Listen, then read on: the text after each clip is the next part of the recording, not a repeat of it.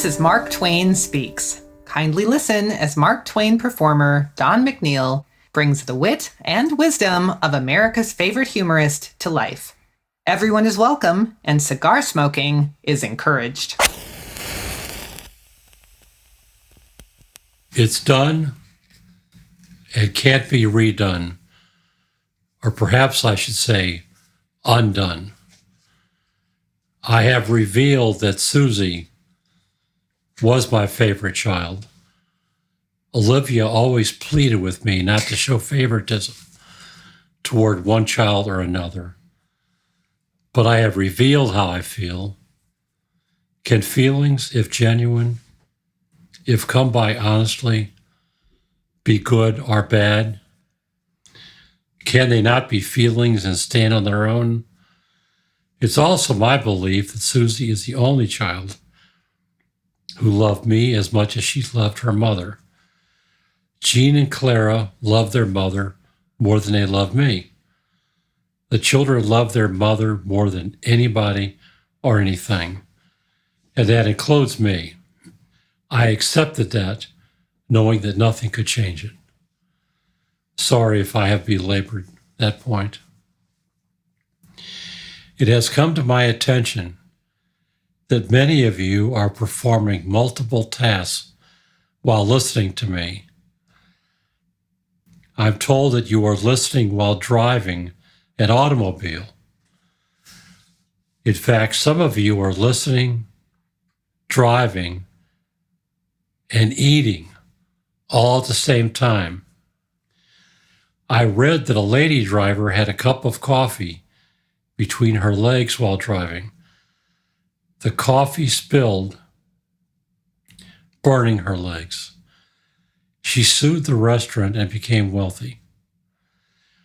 This supports my belief that we have entirely too many lawyers in this country.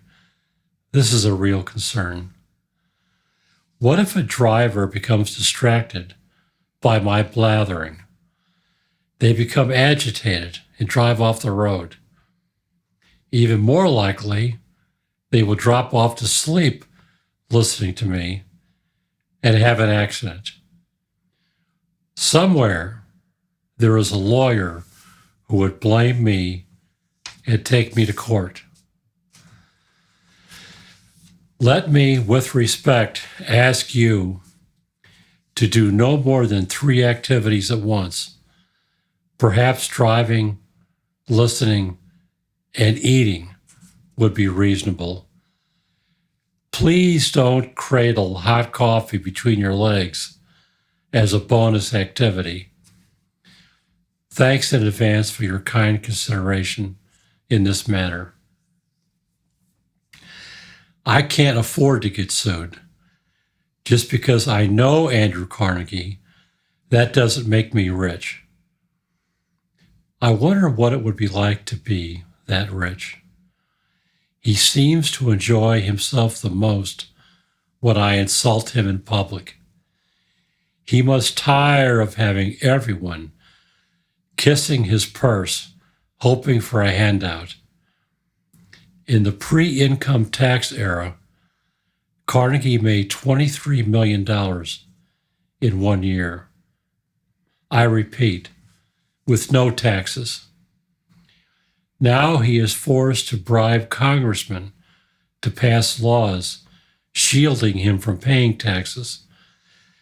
These so-called servants of the people come running when Mr. Carnegie calls.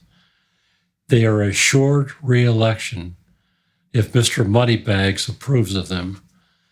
Without Carnegie's approval, they are forced out of office and become ex-criminals.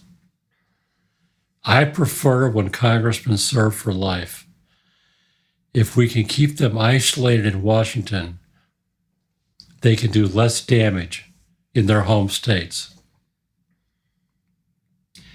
I must say, unlike most titans of industry, Mr. Carnegie hates talking about business. If you inquire into his monopoly of the steel industry, he has no interest in discussing that. He loves to talk about his philanthropic pursuits. Carnegie loves seeing his name associated with good deeds. Carnegie loves to build libraries. He wants to build hundreds of them with millions of books. What does he ask in return? He wants his name on the building. In fact, it must be there. I see nothing wrong with that. I have requested that my books be displayed prominently. I have also asked portraits of myself be displayed with proper lighting above each of these portraits. All library cards should have a flattering picture of me. That would ensure that every wallet and every purse would carry my likeness. I hope I'm not asking too much of my friendship with Mr. Carnegie. I often make fun of Carnegie's golf game. He believes that because golf was invented in Scotland, that makes him a competent golfer. Who would dare to poke fun at his golf game? He owns the course on his 32,000-acre estate in Scotland. All the employees work for him. They can be excused for lying about his golf scores. If he paid me, I would lie also. A monthly supply of Cuban cigars would certainly do the trick. I was once invited to Carnegie's home. He is most proud of his trophy room. He has hundreds of plaques given to him by schools, hospitals, civic organizations from everywhere. He doesn't seem to mind that all these were awarded to him after he gave huge donations. Each plaque represents a large fortune. What a fool I am. For the cost of a $10 plaque, I might have squeezed a bag of cash from Mr. Carnegie myself. He is a deeply religious man. I don't question his faith.